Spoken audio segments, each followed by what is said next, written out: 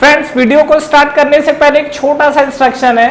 For the best test series और books for SSC JEE का link मैंने नीचे डिस्क्रिप्शन में डाला हुआ है। इसके अलावा आप हमारा टेलीग्राम चैनल भी ज्वाइन कर सकते हैं, जिसका लिंक आपको नीचे डिस्क्रिप्शन में और फर्स्ट कमेंट बॉक्स में मिल जाएगा। तो चलिए अब हम अपना वीडियो कंटिन्यू करते हैं। तो फ्रेंड्स, जैसा कि हमने लास्ट वीडियो में देखा हुआ था, जो वेपर पावर साइकिल है इसके अंदर हमने रैनकाइन साइकिल को लेके बात किया हुआ था कि रैनकाइन साइकिल किस तरीके का होता है, किस तरीके से वर्क करता है। और उसके बाद कहीं ना कहीं हमने लास्ट वीडियो के अंदर एफिशिएंसी को बढ़ाने के अलग अलग मेथड्स देखे हुए थे। उसके बाद फ्रेंड्स, होता क्या चीज है कि जो हमारा पावर प्लांट का डिजाइन होता है, जहां पर आपका क्या है टरबाइन रन करता है और वर्क आउटपुट देता है, तो कहीं ना कहीं ये कोशिश की जाती है क्या हम लोग कुछ एक्सटर्नल, क्योंकि अभी तक देखिए जो हमने एफिशिएंसी बढ़ाई है, एफिशिएंसी बढ़ाने में हमने अलग से डिवाइस नहीं लगाया था। केवल हमारा क्या था कि बॉयलर प्रेशर, कंडेंसर प्रेशर, इसको हम लोग वेरी करा रहे थे। तो नेक्स्ट ऑप्शन हमारे पास ये है कि अगर मान लीजिए सपोज समटाइम्स ऐसा होता है कि मुझे एफिशिएंसी की ज्यादा नीड होती है, समटाइम्स ऐसा होता है कि हमें वर्क आउटपुट का ज्यादा जरूरत पड़ता है। एग्जांपल के लिए अगर मैं बात करूं, एक नॉर्मल कंडीशंस के अंदर अभी आपके पर डे में देखिए ये पावर प्लांट का यूज कहां हो रहा है, कहीं ना कहीं आपके इलेक्ट्रिसिटी प्रोड्यूस करने के लिए, जो हमारे घरों में, होम अप्लायंसेस में, इंडस्ट्री में यूज हो रहे हैं। होता क्या चीज है कि आप नॉर्मल कंडीशंस पे समझिए कि पर डे जो भी आपका यूटिलाइज हो रहा है, जैसे मान लीजिए कि दिवाली फेस्टिवल है, कुछ स्पेशल फेस्टिवल है, उस कंडीशंस में देखिए सडनली लोड की रिक्वायरमेंट बढ़ जाती है। दूसरा कंडीशन आपके पास हो सकता है कि अगर मैं 24 घंटे की बात करूं पर डे में, तो डे में, नाइट में, मॉर्निंग में, उस टाइम आपकी जो लोड की रिक्वायरमेंट है उसके अकॉर्डिंग वेरिएशन आता है। उसके अलावा सीजन की बात करें तो जैसे आपका समर है तो नो डाउट समर में आपका गर्मी में पावर रिक्वायरमेंट बढ़ जाता है। तो ये सब चीजों को बैलेंस करने की जरूरत पड़ती है। तो हमारे पास एक ऑप्शन रहना चाहिए कि अगर हमारे पास कोई पावर प्लांट रन कर रहा है तो उस केस में हमारे पास अगर मुझे उसका कैपेसिटी पावर बढ़ाना है, एफिशिएंसी बढ़ाना है या उसका वर्क आउटपुट बढ़ाना है, तो हम लोग किस तरीके से वेरी कर सकते हैं। तो यहां पर एक मेथड निकाला गया है, that is called reheat cycle. और रीहीट साइकिल से क्या होता है ये सब हम लोग डायग्राम के अंदर देखने वाले हैं। दूसरा चीज, ये जो हमारे पास रीहीट साइकिल की मैं बात करने वाला हूं, इसमें कुछ आपके अलग से डिवाइस ऐड होंगे। मतलब हमारे पास जो 4 बेसिक कंपोनेंट अभी तक हमने रैनकाइन साइकिल के अंदर देखे थे, जस्ट ये रैनकाइन साइकिल का मॉडिफाइड फॉर्म है। ठीक है, मॉडिफाइड फॉर्म मतलब उस पर कुछ थोड़े से चेंजेस किए गए हैं और उसके बाद रीहीट साइकिल को लाया गया है। देखते हैं कि रीहीट साइकिल आने से क्या फायदा होता है, इसका हम लोग किस तरीके से यूज कर सकते हैं। तो चलिए देखते हैं हम लोग। तो देखिए रीहीट साइकिल के अंदर अगर मैं बात करूं तो सबसे पहले अगर एक बेसिक साइकिल देखिए, बेसिक साइकिल के अंदर हमने क्या क्या किया हुआ था। एक हमारा यहाँ पर था बॉयलर, बॉयलर से अगर हम लोग आगे बढ़ेंगे तो ये हमको मिलेगा टरबाइन, टरबाइन से अगर ये हम लोग आगे बढ़ेंगे तो ये हमको मिलेगा कंडेंसर, और कंडेंसर से जब ये हम लोग आगे बढ़ेंगे तो ये हमको मिलेगा पंप। कहानी कुछ समझ में आ रहा है। ये जो हमको मिला हुआ है ये आपका बॉयलर, टरबाइन, कंडेंसर, पंप, ये अभी तक का सिनारियो चल रहा था। अभी हमको एक्चुअली करना क्या है, रीहीट साइकिल के अंदर थोड़े से इसमें चेंजेस आएंगे। किस तरीके से चेंज आएंगे देखते हैं। सबसे पहली बात, बॉयलर है तो डेफिनेटली आपका बॉयलर तो यूज होना ही है। तो यहाँ पर हमने सबसे पहला हमने लगा दिया बॉयलर। तो ये हमारे पास बॉयलर आपका अटैच है और ये आपका बॉयलर होने के बाद नेक्स्ट अगर हम लोग बात करें तो बॉयलर से अब आपकी क्या स्टीम जनरेट होती है। अब ये जो आपकी स्टीम जनरेट होगी ये आपकी कहां जाएगी, टरबाइन के अंदर। अभी तक यही कहानी चल रहा था, ठीक है। तो यहां से आपका क्या होगा, अब ये आपका टरबाइन के अंदर गया, तो यहां पर ये हमारे पास है टरबाइन और ये हमारे पास जो टरबाइन है, तो यहां से आपका क्या है, जो भी आपका वर्क आउटपुट मिले यहां पर मिला। अभी तक का सिनारियो क्या था, दोनों को कंपैरिजन इसलिए कर रहा हूं, ये हमारा अभी तक जो हमने साइकिल पढ़ा हुआ था वो था। दोनों में कंपैरिजन इसलिए कर रहा हूं ताकि इसमें कंफ्यूजन ना हो आपको, ठीक है। दूसरा चीज क्या था कि सपोज एग्जांपल के लिए अगर मैं बात करूं तो यहां पर जो मुझे टरबाइन वर्क चाहिए, तो नो डाउट आपका ओपन सिस्टम का वर्क डन कितना होता है, जो हमारे पास टरबाइन वर्क आता है, अगर आपको पता हो तो माइनस ऑफ VDP, ये हमारे पास होता है ओपन सिस्टम का वर्क डन। तो यहां से अगर आप जो डीपी वाला पैरामीटर देख रहे हो, यहां से आप देख सकते हो कि जितना ज्यादा प्रेशर डिफरेंस होगा, जितना ज्यादा प्रेशर डिफरेंस आपका होगा उतना ज्यादा आपका क्या होगा, वर्क मिलेगा, ठीक है।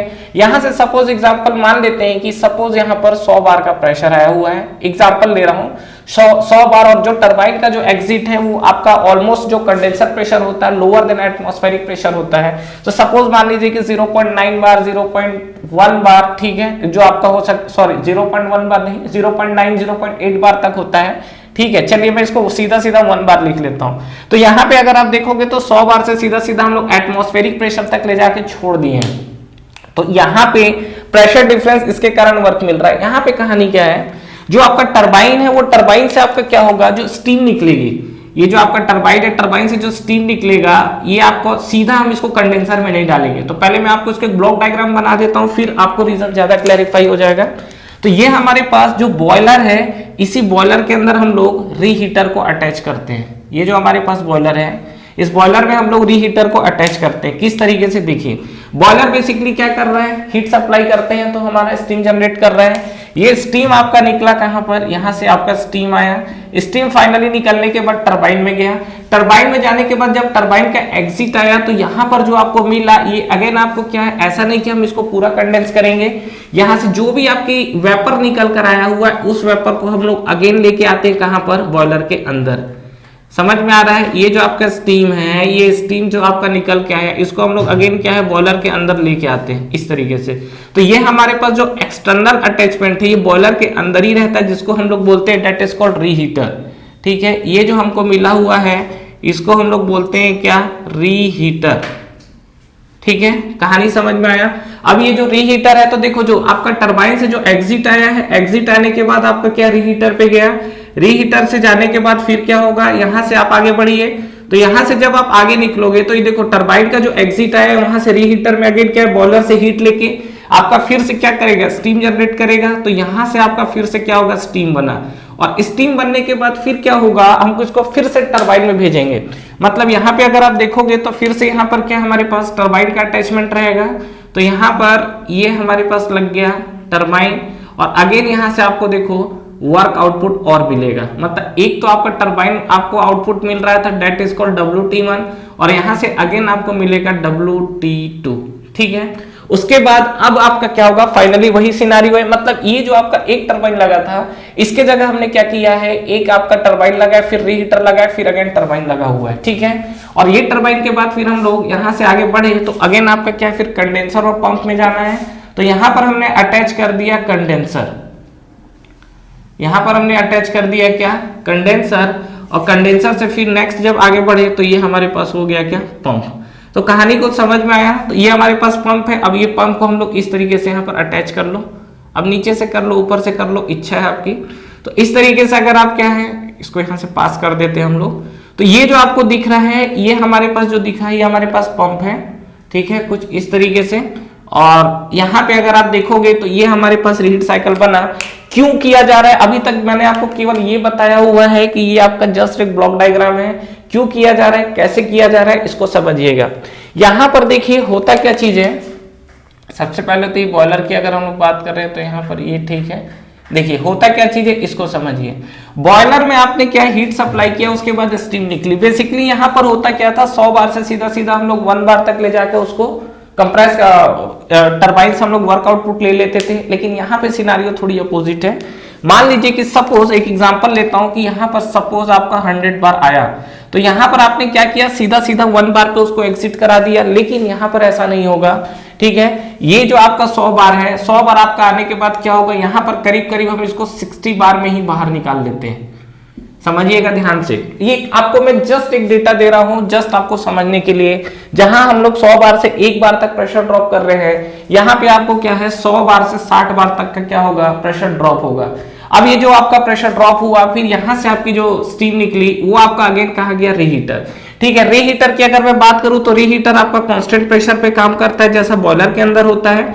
और जो रीहीटर है उसको हीट कहां से मिलता है, बॉयलर से ही हीट लेता रहता है। तो एक चीज तो तय बात है कि कभी भी जो रीहीट का जो हीटर अगर मैं बात करूं, डेफिनेटली बॉयलर के अंदर का प्रेशर भी है, तो रीहीट का जो टेम्परेचर, इसका टेम्परेचर बॉयलर से ज्यादा नहीं जा सकता। क्यों, क्योंकि आपका क्या है, ये जो रीहीटर है वो क्या है, बॉयलर से ही तो हीट ले रहा है। तो डेफिनेटली जो रीहीट का, अगर मैं जो रीहीटर यहाँ पे लगा हुआ है और उसके टेम्परेचर की अगर मैं बात करूं, तो रीहीटर का जो आपका जो हीट है वो डेफिनेटली बॉयलर से ज्यादा नहीं जा सकता। तो यहां से जो आपका 100 बार है, तो यहाँ पर आपका निकल कर आया हुआ है 60 बार। 60 बार देखो यहाँ पे आने के बाद जब रीहीटर से गया, तो रीहीटर से पास होने के बाद अब देखिए क्या होगा कहानी, कि ये जो हमको 60 बार मिला हुआ है, अब यहाँ पे देखो प्रेशर तो कांस्टेंट है, तो अगेन आपका ये 60 बार ही है। लेकिन सबसे बड़ा फायदा क्या हुआ, यहाँ पे टेम्परेचर अगर मान लीजिए कि सपोज एक एग्जांपल लेता हूँ 300 डिग्री सेल्सियस है, तो यहाँ पर आपका क्या है, डाउन होने के बाद, यहाँ पर भी जैसे एग्जांपल आप ले लो, सपोज 300 डिग्री सेल्सियस है, तो यहाँ पर आते आते जो उसका कंडेंसर टेम्परेचर या जो भी है, मान लीजिए कि सपोज 120 डिग्री सेल्सियस तक चले जाता है, लेकिन यहाँ पे अगर आप आओगे तो 300 डिग्री सेल्सियस जो है उसको हम लोग क्या है इस हीट का ज्यादा से ज्यादा यूटिलाइज तो करते हैं, लेकिन फिर भी ये ऑलमोस्ट 150 डिग्री सेल्सियस तक जाएगा। 150 डिग्री सेल्सियस पे जाने के बाद इसको जब हम लोग रीहीटर में पास करेंगे तो ये आपका जो 60 बार है, प्रेशर तो कांस्टेंट है, लेकिन फिर से ये हीट लेगा और हीट लेने के बाद मैक्सिमम कहां तक जा सकता है 300 डिग्री सेल्सियस तक। तो ये आपका पहुंच गया 300 डिग्री सेल्सियस, क्योंकि बॉयलर से हीट ले रहा है, तो ये मैंने इसका मैक्सिमम टेम्परेचर लिखा हुआ है। 300 डिग्री सेल्सियस से आपका मैक्सिमम टेम्परेचर उधर नहीं निकल पाएगा, मतलब उससे ऊपर नहीं जा पाएगा। इसके बाद अब हम लोग टरबाइन के अंदर पास करेंगे, तो टरबाइन के अंदर पास करेंगे तो जो 60 बार है मान लीजिए आपका आ गया 1 बार पे, और जो 300 डिग्री सेल्सियस है और ये अपना फुल्ली यूटिलाइज करेगा और अगेन आ जाएगा 120 डिग्री सेल्सियस पे। ठीक है, इसके बाद क्या हुआ, कंडेंसर में गया, कंडेंसर में फाइनली आपका हुआ हीट रिजेक्शन, और इसके बाद आया पंप में, और पंप में तो हमको पता है कि वर्क इनपुट किया जाता है, और इसके बाद इस तरीके से साइकिल आपका कंटिन्यूअसली चलता रहे। तो ये बताइए कि ये जो फंक्शन हमने देखा, ये जो चीजें देखी, जस्ट ये जो मैंने डेटा लिखा हुआ है, ये डेटा जस्ट आपको समझने के लिए है। कुल मिला के मुद्दा क्या है, लोग सबसे ज्यादा कंफ्यूज इसलिए होते हैं कि सर ये ऐसा करने से फायदा क्या हुआ है। अब ये बताओ कि यहाँ पर ये जो आपका 100 बार ये हाई प्रेशर पे टरबाइन काम कर रहा है, यहाँ पे देखो कंपेयर टू ये आपका लो प्रेशर टरबाइन पे काम कर रहा है, इसीलिए जो रीहीट साइकिल में जो पहला टरबाइन यूज किया जाता है उसको हम लोग बोलते हैं that is called high pressure turbine HPT। ठीक है, और ये जो दूसरा वाला टरबाइन है इसको हम लोग बोलते हैं low pressure turbine, that is called LPT।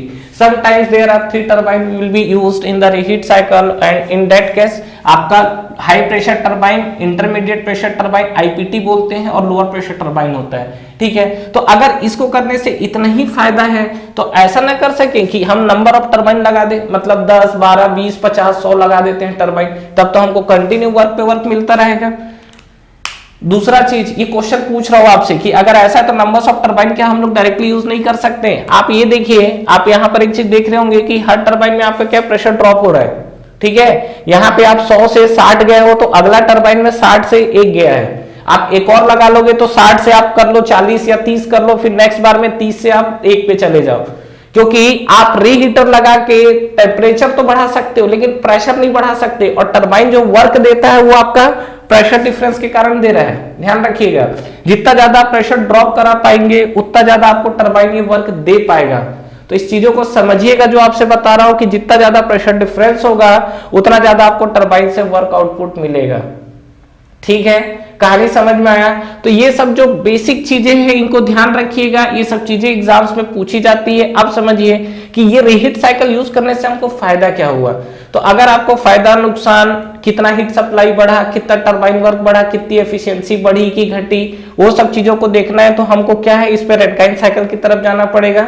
जब हम लोग रैनकाइन साइकिल पे जाएंगे तब हमको ये पूरे रीहीट साइकिल की कहानी समझ में आ जाएगी कि इसके साथ क्या नफा नुकसान हुआ है। ठीक है, तो यहां तक आपको ये चीज क्लियर हुआ। तो ये हमारे पास एक रीहीट साइकिल का एक बेसिक स्ट्रक्चर था। और नेक्स्ट अगर हम लोग इस पे बात करें तो अब हम लोग देखिए इसका जो साइकिल बनाते हैं टीएस डायग्राम पे, वो देखिए आपका साइकिल किस तरीके से बनेगा। ठीक है, तो ये हमारे पास जो है, ये हमको टीएस डायग्राम यहाँ पे ड्रॉ करते हैं। This is the TS diagram, और टीएस डायग्राम में ये हमारे पास डोम है, जो हमारे पास टीएस डायग्राम है ये हमारे पास डोम है। तो इस पे चलिए हम लोग मार्क कर देते हैं 1 2 3 4 की कहानी। तो यहाँ पे अगर आप देखोगे तो ये तो एक आपका है, तो इसको हम लोग ले लेते हैं फर्स्ट, जो आपका बॉयलर का इनलेट बना हुआ है। दूसरा अगर आप बात करोगे तो बॉयलर के एग्जिट पे जा रहे हैं, तो बॉयलर के एग्जिट पे जो पॉइंट मिलेगा that is the second point, ये आपका हो गया। यहां से जब आप टरबाइन के एग्जिट पे, हाई प्रेशर टरबाइन का जो एग्जिट है, इस पॉइंट को हम लोग बोलते हैं पॉइंट 3। यहां से अगेन आपका रीहीटर है, रीहीटर से जाने के बाद यहाँ पे अगर बात करें तो ये आपका नेक्स्ट मिलेगा पॉइंट 4।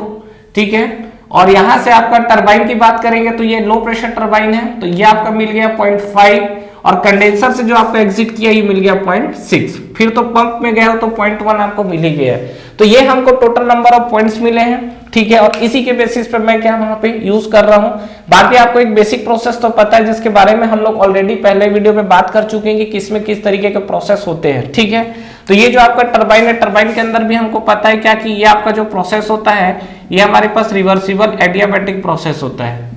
ठीक है, ये जो आपका प्रोसेस होता है ये रिवर्सिबल एडियाबैटिक प्रोसेस होता है। तो देखते हैं हम लोग टीएस डायग्राम की बात करते हैं। तो सबसे पहला देखिए पॉइंट 1 से हम लोग 2 की तरफ जाएंगे। तो 1 से 2 के बीच में आपका बॉयलर लगा हुआ है। तो सीधा सीधा बॉयलर का डायग्राम हम जानते हैं। तो बॉयलर डायग्राम क्या कांस्टेंट प्रेशर पे काम कर रहे हैं। तो यहां तक तो ये लाइन तो आपको क्लियर हो गई होगी, ये वाला पोर्शन, ठीक है। तो ये जो आपका पोर्शन है ये आपका पोर्शन 1 और ये 2, 1 से 2 आपका क्या दिख गया, बॉयलर दिख गया। तो 1 से 2 आपका बॉयलर है जो कि आपका क्या कांस्टेंट प्रेशर पे काम कर रहा है। और ये ग्राफ तो क्लियर हो गया होगा, इसमें आप हीट सप्लाई कर रहे हो, हीट सप्लाई कर रहे हो, इसीलिए टेम्परेचर भी बढ़ रहा है और आपकी एंट्रोपी भी बढ़ रही है। कहानी क्लियर है। नेक्स्ट हम लोग 2 से 3 के बीच में बढ़ते हैं। तो 2 से 3 में आपका क्या लगा हुआ है, टरबाइन लगा हुआ है। अब देखिए बात यह है कि जब आप टरबाइन से एग्जिट करेंगे तो नो डाउट आपका देखो टेम्परेचर तो रिड्यूस हो रहा है 300 to 150, कोई दिक्कत नहीं है, प्रेशर भी डाउन हो रहा है। लेकिन ये टेम्परेचर अगर आप रिड्यूस कर रहे हो तो मिनिमम आप टेम्परेचर को कितना रिड्यूस कर सकते हो, क्योंकि रीहीटर में जाने के बाद ये टेम्परेचर तो गेन कर लेगा लेकिन प्रेशर गेन नहीं कर पाएगा, क्योंकि आपका रीहीटर ऑलरेडी कांस्टेंट प्रेशर पे काम कर रहा है। तो यहाँ पे अगर आप देखोगे तो जो 150 डिग्री सेल्सियस है ये आप कितना बिलो तक जा सकते हो। तो अगेन ध्यान रखिएगा ये वाला पॉइंट है और ये आपका सैचुरेटेड वेपर लाइन है, आपको याद है, जहां पर आपका क्या वेपर बनता है। तो ये वाली जो पॉइंट है पॉइंट 2, इसको और आप डाउन ले जाके इस पॉइंट तक लाके रोक सकते हो। मतलब सैचुरेटेड वेपर लाइन इसका लास्ट है, इसके नीचे नहीं जाना है, क्योंकि अगेन यहाँ पर क्या है, ब्लेड डैमेज के चांसेस बनेंगे, ठीक है। और हाई प्रेशर टरबाइन है तो ब्लेड के डिजाइन और ज्यादा एक्सपेंसिव हो गए आपके। तो ध्यान रखिएगा कि यहाँ से जो आपका पॉइंट 2 से 3 की अगर हम लोग बात कर रहे हैं तो पॉइंट 2 से 3 के बीच में अगर आप चलोगे तो ये चीजें आपको दिखेंगी। मतलब पॉइंट 2 से जो आपको 3 दिख रहा है, दिस पॉइंट 2 से 3 के बीच में आपका नो डाउट आइसेंट्रोपिक है, प्रोसेस आइसेंट्रोपिक है, तो एंट्रोपी आपकी कांस्टेंट हो गई और आपका क्या है, टेम्परेचर डाउन हुआ है। तो ये आपका 1 से 2 हो गया और 2 से आपका 3। तो 2 से 3 आपको जो मिला है वो क्या आपका टरबाइन है, that is the isentropic expansion, ठीक है। नेक्स्ट हम लोग बात करते हैं, ये आपका पॉइंट 3 से 4 के बीच में आपका क्या लगा हुआ है, रीहीटर लगा हुआ है। अब रीहीटर कर क्या रहा है देखते हैं। रीहीटर के अंदर आपका प्रेशर तो कांस्टेंट है लेकिन नो डाउट ये टेम्परेचर को राइज कर रहा है कि नहीं। और टेम्परेचर राइज कर रहा है, हीट ले रहा है तो इसकी एंट्रोपी भी क्या होगी, बढ़ेगी। तो कहीं ना कहीं आप देखिए जो रीहीटर है वो प्रेशर तो कांस्टेंट है और temperature entropy both are increasing, definitely दोनों बढ़ेगा यहाँ पे। तो यहाँ पे अगर आप देखोगे तो क्या मिलेगा, जो आपको 3 से 4 मिला हुआ है, 3 से 4 आपका लगा हुआ है रीहीटर, ठीक है। तो रीहीटर अगर आपका लगा हुआ है तो ये वाले पोर्शन की बात करें तो फिर से आपका क्या जाएगा, कांस्टेंट प्रेशर लाइन ये गया, ठीक है। अब ये पॉइंट कहां तक जाएगा, मैक्सिमम जा सकता है या इसके नीचे ही रहेगा। मैं इसको मैक्सिमम पॉइंट ले लिया हूं तो ये आपका बन गया पॉइंट 4 समझ में आया आपको, 3 to 4। ये देखिए ग्राफ इस तरीके से क्यों गया, टेम्परेचर भी बढ़ रहा है, एंट्रोपी भी बढ़ रहा है और ये आपका कांस्टेंट प्रेशर लाइन है। क्लियर है यहाँ तक। नेक्स्ट अगर पॉइंट 4 तक हम लोग जा चुके हैं तो 4 to 5 आपका अगेन एक्सपांशन है और इस बार आपका अगेन देखिए टरबाइन का जो एक्सपांशन मिल रहा है तो कहां तक जाओगे, सैचुरेटेड वेपर लाइन तक जा सकते हैं, या उससे अगर नीचे जाओगे तो बस लिक्विड प्लस वेपर का मिक्सचर आपको मिलेगा। तो ये वाली जो लाइन है आपकी, ये लाइन आपको यहाँ पर मिलेगा और ये वाला पॉइंट आपको जो मिलेगा दिस इज द पॉइंट 5 और पॉइंट 5 आपको क्या मिलेगा, this is the mixture of liquid plus vapour. तो लिक्विड और वेपर का आपको क्या है, मिक्सचर। यहाँ पे अगर वो डिपेंड करता है कंडीशन के ऊपर कि यहाँ पे आपको अगर वेपर बोला हुआ है तो यहाँ पे लाके स्टॉप करेंगे और अगर आपको लिक्विड प्लस वेपर मिला हुआ है तो डेफिनेटली पॉइंट अंदर जोन करेंगे हम लोग, ठीक है। तो यहाँ पे देखिए ये जो आपको 5 मिला हुआ है, 5 से अगर नेक्स्ट हम लोग आगे बढ़ते हैं तो 5 to 6 कंडेंसर है, again constant pressure heat rejection, तो कोई दिक्कत नहीं है जैसा अभी तक हम लोग ड्रॉ कर रहे थे। और कंडेंसर का जो एग्जिट होता है हमको पता है कि इट इज ऑलवेज क्या होता है, हमेशा सैचुरेटेड लिक्विड होता है। कहानी कुछ समझ में आ रहा है। जो आपका कंडेंसर है, कंडेंसर का जो आपको एग्जिट मिलेगा वो आपको हमेशा क्या, सैचुरेटेड लिक्विड कंडीशन मिलेगा। तो ये वाला जो आपका लाइन है, ये लाइन आपका बिल्कुल, ये अगर आप देखोगे तो ये आपको कैसा दिखेगा, ये आपको मिलेगा 0.6, ठीक है। ये आपको क्या मिलेगा, 0.6। तो ये आपको मिल रहा 5 to 6। तो ये आप देखिए कंडीशन आपको 4 to 5 और ये आपको 5 to 6। तो 5 to 6 अगर आप देखोगे यहाँ पे तो ये आपको मिला हुआ है कंडेंसर जो कि आपका क्या है, कांस्टेंट प्रेशर पे हीट रिजेक्ट कर रहा है। और नेक्स्ट अगर हम लोग 6 to 1 की बात करें तो पंप है, अगेन आपका क्या है, आइसेंट्रोपिक कंप्रेशन है। तो ये आपकी जो लाइन है, ये लाइन बिल्कुल वर्टिकली अपवर्ड चली जाएगी, ठीक है। और इसको हम लोग इस तरीके से मिला देते हैं कांस्टेंट प्रेशर लाइन को। और फाइनली अगर आप देखोगे तो ये हमारे पास रीहीट के लिए रैनकाइन साइकिल बन चुका है, रीहीट का साइकिल है। तो रीहीट साइकिल के लिए आपका क्या है, जस्ट ये रैनकाइन साइकिल का एक मॉडिफिकेशन है, ठीक है। तो यहाँ पे ऐसा करने से हमको क्या क्या फायदा मिला, अगर मैं इस प्रॉपर इस केस की अगर मैं बात करूं तो इस सिनारियो में हमको क्या क्या चीजें फायदे मिली है, इसकी एफिशिएंसी निकाल लेते हैं कि एफिशिएंसी क्या होगा। तो यहाँ पर बेसिकली आपकी जानकारी के लिए एक चीज की, जो हम लोग यहाँ पर जो रीहीट का प्रेशर रखते हैं कितना रखा जाता है, कितना मेंटेन किया जाता है, तो आपकी जानकारी के लिए बता दूं कि जो रीहीट का प्रेशर है, जैसे मान लीजिए यहाँ पे अगर मैं बात कर रहा हूँ तो ये हमारे पास कहीं ना कहीं ये आपका रीहीट का तो प्रेशर, यही तो है प्रेशर, अब देख पा रहे होंगे यही रीहीट का प्रेशर है। तो ये जो हमारा रीहीट का जो प्रेशर मेंटेन किया जाता है ये आपका क्या है, बॉयलर प्रेशर, ठीक है। नीचे आपका क्या है, कंडेंसर प्रेशर, ठीक है। तो रीहीट का प्रेशर क्या होता है, ये आपका होता है 20 to 25%, this is the 20 to 25% of the main boiler pressure. मतलब ये जो आपका बॉयलर है यही तो आपका मेन बॉयलर है, तो इसका 20 से 25% पार्ट तक का जो रहता है तो वो आपका करीब करीब रीहीटर के प्रेशर को उतना मेंटेन किया जाता है, ठीक है। तो चलिए अब हम लोग यहाँ पे आगे बढ़ते हैं, तो देखते हैं हमारा कि यहाँ पर क्या क्या इंपैक्ट पड़ा है वर्क आउटपुट में, एफिशिएंसी में। क्योंकि हमारा कोई भी अगर पावर प्लांट या रन करता है तो वहां पर दो चीजें बहुत मैटर करती है कि उससे आपको वर्क आउटपुट कितना बढ़ रहा है, कितना मिल रहा है, और कितनी एफिशिएंसी कितना आप उसको बढ़ा पा रहे हैं, ठीक है। एक चीज हमारे मन में कई बार डाउट है, मैंने इसको चीज को पहले भी डिस्कस किया है कि कई लोगों को ये लगता है कि यार वर्क आउटपुट बढ़ा तो एफिशिएंसी भी बढ़ जाएगी। देखिए एफिशिएंसी का formula work output divide by Q supply भी होता है। आप सिर्फ ये नहीं बोल सकते कि वर्क आउटपुट बढ़ेगा तो एफिशिएंसी बढ़ेगी। हो सकता है कि जब आपका वर्क आउटपुट बढ़े तो हीट सप्लाई भी बढ़े, और हीट सप्लाई ज्यादा तेजी से बढ़े, तो उस केस में आपकी एफिशिएंसी तो डाउन हो जाएगी। तो यहां पर देखते हैं, पहले समझते हैं इन चीजों को। क्या होगा कि जैसे मान लीजिए छोटे छोटे टर्म्स को देखते हैं। अगर मान लीजिए सपोज एक बात कि अगर ये आपका रीहीट नहीं होता, ये आपका रीहीट नहीं होता, तो ये वाला ग्राफ जो है ये डायरेक्टली आपका डाउनवर्ड आता, मतलब आपको टरबाइन वर्क 2 से मान लीजिए ये 3 मिलता, ये जो आपका टरबाइन वर्क है वो 2 से आपको 3 मिलता है। लेकिन अभी क्या हुआ यहाँ पर, ये आपका टरबाइन वर्क 2 से 3 मिला प्लस 4 से 5 भी मिला हुआ है। तो यहां पे अगर मैं टोटल टरबाइन वर्क की बात करूं, ठीक है, WT, तो WT अगर आप देखोगे तो ये आपका 2 से 3 प्लस 4 to 5, तो टरबाइन वर्क कहीं ना कहीं तो राइज हुआ है, डेफिनेटली राइज हुआ, अच्छा खासा बढ़ा है, अच्छा खासा यहाँ पे बढ़ा हुआ है, ठीक है।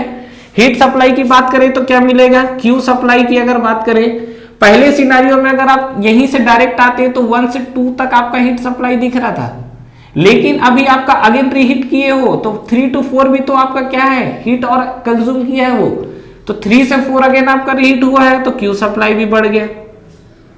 कहानी कुछ समझ में आ रही है, टरबाइन वर्क भी बढ़ गया, क्यू सप्लाई भी बढ़ गया। यहाँ पे अगर मैं एफिशिएंसी को और टरबाइन वर्क देखो, टरबाइन वर्क बढ़ा, ठीक है, टरबाइन वर्क बढ़ने का मतलब मैं सीधा सीधा ये बोल सकता हूँ, that is the very important, ठीक है, पावर आउटपुट जो है उसका क्या है, इंक्रीज हुआ है, ठीक है। अच्छा, एफिशिएंसी को लेकर लोग बहुत ज्यादा कंफ्यूज रहते हैं। देखिए इसमें एफिशिएंसी का वेरिएशन है ऑलमोस्ट, अगर मैं प्रैक्टिकली बात करूं तो यहाँ पर एफिशिएंसी आपको क्या है, स्लाइटली डिक्रीज ही होती है, स्लाइटली क्या, थोड़ा बहुत मेजर चेंजेस भी आते हैं, लेकिन अगर इसमें प्रॉपर एफिशिएंसी की बात करें तो देखिए टरबाइन वर्क भी बढ़ा है और कहीं ना कहीं हीट सप्लाई भी बढ़ा है। तो यहाँ पर अगर आप एफिशिएंसी का इंपैक्ट देखोगे तो एफिशिएंसी कहीं ना कहीं स्लाइटली डाउन होगी, क्योंकि हीट सप्लाई इसमें अच्छा खासा बढ़ा हुआ है। तो इसका मेजर रोल क्या है रीहीट साइकिल यूज करने का, सीधी सीधी बात, यही क्वेश्चन आपसे कई बार एग्जाम में पूछा हुआ है कि अगर आपको बोलता है रीहीट साइकिल का यूज करने का बेसिक फंक्शन क्या है, तो यहाँ पर मैं बोल सकता हूं क्या, to increase the power output. यहां पर सीधा सीधा लिख देते हैं क्या, to increase the power output, to increase the power output, ठीक है, समझिएगा। तो ये चीज आपको समझ में आई। तो रीहीट साइकिल का जो हमारा यूज होता है, ये पावर आउटपुट जो होता है उसको हम लोग बढ़ाने के लिए यूज करते हैं, ठीक है। तो ये आपका जो टरबाइन वर्क बढ़ा तो पावर आउटपुट कहीं ना कहीं बढ़ा, क्यू सप्लाई भी आपका बढ़ा हुआ है। तो ये आपको एक बेसिक चीजें दिख रही है। बाकी आप देखो कंडेंसर प्रेशर की बात करें तो हीट रिजेक्शन आपका सेम है, यहाँ पे pump work not, heat rejection भी सेम नहीं है, सॉरी 3 to 6 पहले बनता लेकिन 5 to 6 हो गया, तो हीट रिजेक्शन भी आपका बढ़ गया है। तो यहाँ पर हमने लिख दिया क्या कि हीट रिजेक्शन भी आपका इंक्रीज हो गया। हाँ, पंप वर्क की बात करेंगे तो आपको पंप वर्क तो ये आपको दिख रहा है, तो पंप वर्क आपका तो सेम है, क्योंकि ये लाइन तो आपकी पहले जैसी ये चेंजेस नहीं है। तो यहाँ पे अगर आप देखोगे तो पंप वर्क आपको सेम मिलेगा, ठीक है। यहाँ तक चीजें कुछ समझ में आ रही है। तो ये सब चीजें हैं जिसको आपको ध्यान रखना है।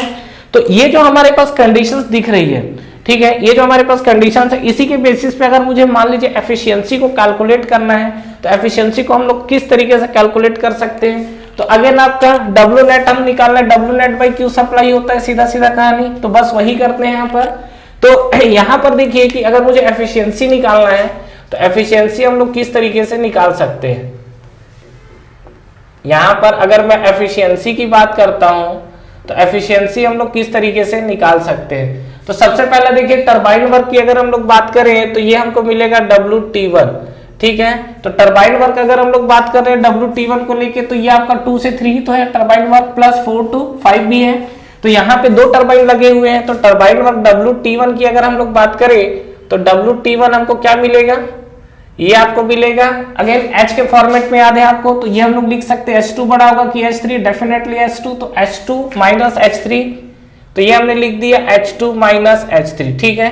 टरबाइन वर्क अगर मैं सेकंड के लिए बात करूं तो हम इसको क्या लिख सकते हैं, अब देखो यहाँ 4 है, यहाँ 5 है, तो 4 आपका हाई प्रेशर पे, तो H4 माइनस H5, तो यहाँ पे हमने इसको लिख दिया क्या, यहाँ पे हम इसको लिख सकते हैं H4 माइनस ऑफ H5, ठीक है। तो ये हमारे पास क्या है, टरबाइन वर्क सेकंड पार्ट के लिए आ गया।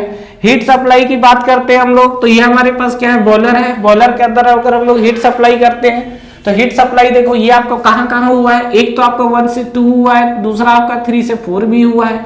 तो यहां पर बताओ H1 बड़ा होगा कि H2 बड़ा होगा, डेफिनेटली हीट सप्लाई लिया है तो H2 बड़ा होगा, तो Q सप्लाई क्या हो जाएगा, H2 minus H1, first boiler, ये बॉयलर के लिए।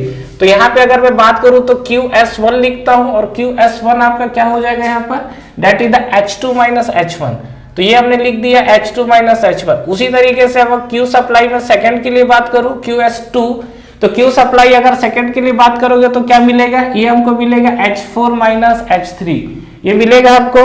तो Q सप्लाई सेकंड के लिए अगर हम लोग बात करेंगे तो ये हमको होगा H4 माइनस H3, ठीक है। और यहाँ पे अगर मैं पंप वर्क को लेकर बात करूं तो पंप वर्क हमारे पास क्या है, 6 to 1 जा रहा है, तो इसको हम लोग H1 माइनस H6 लिख सकते हैं। तो यहाँ पर पंप वर्क हमने लिख दिया क्या, H1 माइनस H6, ठीक है। ये कहानी हमको दिखा।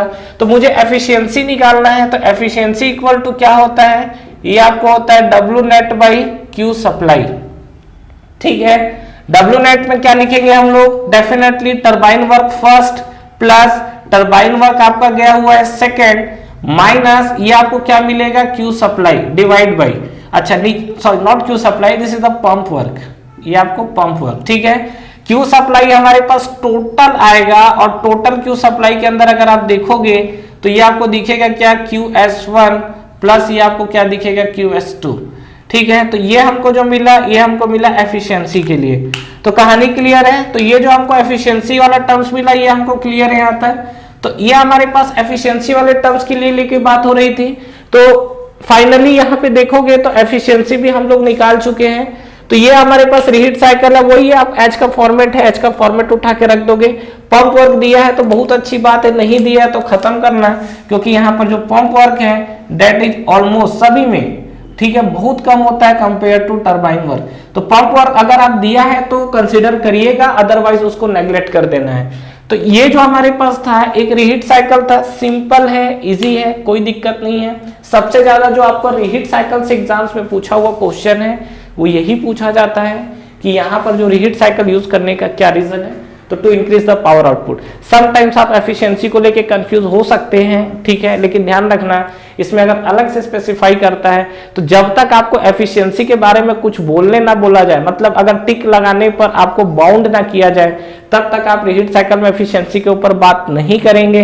और अगर ये बाउंडेशन आ जाता है कि समटाइम मतलब एफिशिएंसी के बारे में बोलना ही है, तो उस केस में इसका जो एफिशिएंसी हो कहीं ना कहीं स्लाइटली डाउन होती है, ठीक है। मतलब रीहीट साइकिल अगर हम लोग पावर प्लांट के अंदर यूज कर रहे हैं रीहीट साइकिल, तो इसका बेसिक फंक्शन क्या है, पावर आउटपुट को बढ़ाना, ठीक है। ये आप टरबाइन से देख लियो।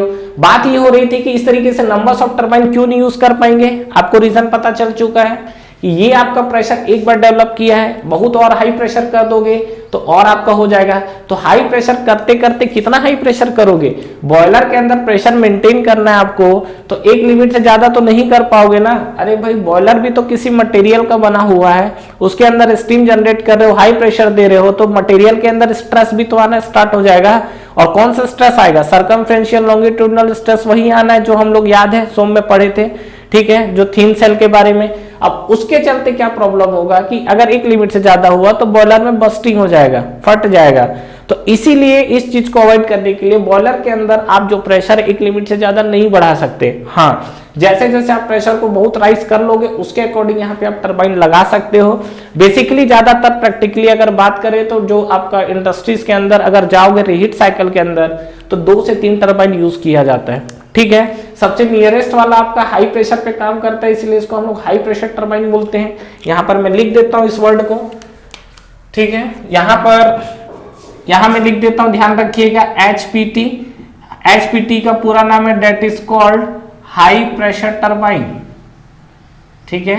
ये जो हमने इसको लिखा हुआ है इसको हम लोग क्या बोलते हैं, हाई प्रेशर टरबाइन, ठीक है। उसी तरीके से अगर LPT की बात करेंगे तो LPT हमारे पास क्या होता है, that is called low pressure turbine, ठीक है। ये क्या मिला हुआ है, लो प्रेशर टरबाइन। तो इन चीजों को ध्यान रखिएगा कि हमारा हाई प्रेशर टरबाइन नहीं है और ये हमारे पास क्या है, लो प्रेशर टरबाइन मिला हुआ है, ठीक है। तो फ्रेंड्स ये सब छोटी छोटी चीजें हैं जिसको हमको ध्यान रखना है। और फाइनली हमने यहाँ पे देखा तो हमने कुल मिला के अगर आप देखोगे तो रीहीट साइकिल के बारे में हमने बात किया हुआ है और आई होप आपको ये वीडियो क्लियर हुआ होगा जो हमने रीहीट साइकिल को लेके बात किया हुआ है, ठीक है। तो यहाँ पर रीहीट साइकिल यूज करने का मेन आपको फंक्शन समझ में आ गया है, to increase the power output of the plant या साइकिल बोल सकते हो। और नेक्स्ट वीडियो में मैं आपसे बात करने वाला हूँ रीजनरेशन साइकिल को लेकर। Thank you so much for watching this video. Friends इस वीडियो को लाइक करिए, ज्यादा से ज्यादा फ्रेंड्स के साथ शेयर करिए और अगर आप इस चैनल पे नए हैं तो चैनल को सब्सक्राइब करना ना भूलें, बेल नोटिफिकेशन जरूर प्रेस करिएगा जिससे जो भी लेटेस्ट अपडेट है वो आप तक पहले पहुंचे। इसके अलावा आप हमारा टेलीग्राम चैनल भी ज्वाइन कर सकते हैं जिसका लिंक नीचे आपको डिस्क्रिप्शन में और फर्स्ट कमेंट बॉक्स में मिल जाएगा। Friends for the best test series और बुक्स फॉर SSC JEE का लिंक भी नीचे आपको डिस्क्रिप्शन में मिल जाएगा। तो ठीक है फ्रेंड्स, तैयारी करते रहिए। Wish you all the best.